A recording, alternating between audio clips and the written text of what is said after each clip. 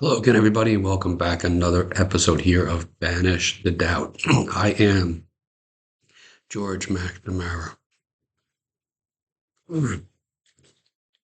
When when we can get to a point in our life where we can operate, where we can sort of flow through our life without any attachments to what some books refer to as prompters.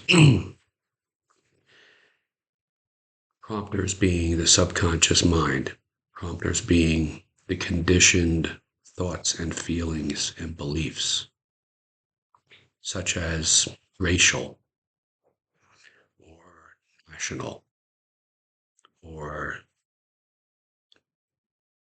um, beliefs such as lack. That's all conditioned thinking. That is all programmed, or what other books call prompters. You see, when we can start to see this world of ours through the lens of already being what it is that we desire to be, understanding that where I go, my life goes as well. Seeing through the lens of every person I see myself.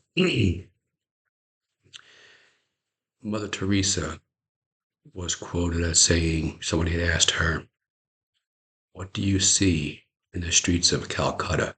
Now, Mother Teresa, for some of you who don't know, she would walk amongst the most downtrodden squalor of the world. I'm talking about just people living in absolute destitute. And her response was, "Everywhere I go, I see Jesus in his most distressing disguises." When we can get to a level of living where we can see in the people outside of us the goodness, the love, the appreciation for life. Mother Teresa said, Jesus. When we can get to a point in life where we can live with the mantra, if whatever happens works out, great. And if it doesn't, even better. As Vadim Zeland spoke about in the book Reality Transurfing. If we can get to the point in life where there's nothing outside of us to change but self, that whatever I see outside of me is my reflection, is reflecting back to me my inner thinking, how I see myself. This is a towering truth. There's nothing outside of us that needs to change but self. That whatever desires I have first are born within me. It's why the Bible says, before Abraham was, I am, meaning nothing ever happens outside. It always happens within. So an example of this would be, so yet yesterday I went to go pick up my son from school, and down the street from the school, I was a little early, is a Mercedes-Benz dealership. I decided I'm going to take a drive over there and walk around and take a look. I'm looking at a car as the S580. I did this for two reasons. One, I wanted to see the car. The other was I wanted to gauge my energy level, my inner thoughts, because I had done this about maybe 6 or 8 months ago. And some of you watching are subscribers. You may recall the video that I talked about how when I crossed the threshold into the showroom about 8 months ago, I could feel a shift of energy within me. It was an energy of lack. It was an energy of, I don't really belong here. It was an energy of, yeah, they're going to judge me. So yesterday, I walked around and I noticed it was still somewhat present, but not as strong. I was aware of it, but I noticed I wasn't really feeling it. I was walking a little differently. That is a understanding that the the affirmations, the meditations, that the world outside, my external world, is starting to change, is starting to orient itself based on my thinking about who I am and how I feel about myself and how I see myself. You see, because the car, the house, the relationship, the health, none of that will ever orient itself towards you. You have to turn towards it. It operates at a level, a frequency that you and I, we must raise our level, our frequency, our thinking, our perceptions and assumptions, beliefs, definitions of who we are first. That's why when some of you have been writing to me and talking to me in coaching sessions, talking about, I don't know, I've been doing this for a long time and nothing seems to be happening. My father, my mother, our relationship. And I will tell you, it's not even the relationship with your parents. It's the relationship with yourself first and foremost. But the awareness, though, of, hey, this is how my parents operate, how they see themselves, that awareness is very big because you're starting to see the subtleties between how they operate and how you operate.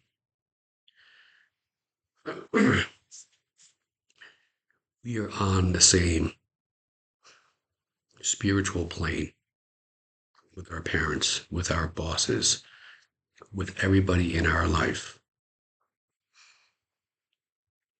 We can get to a point where I'll use the salesman or salesperson, for example, at a car dealership, or let's say a realtor at a multi-million-dollar home. They are just the same as you and I. They put their clothes on the same way. They brush their teeth just like us. There's nothing separate or different except for our perceptions of ourself in relation to that person.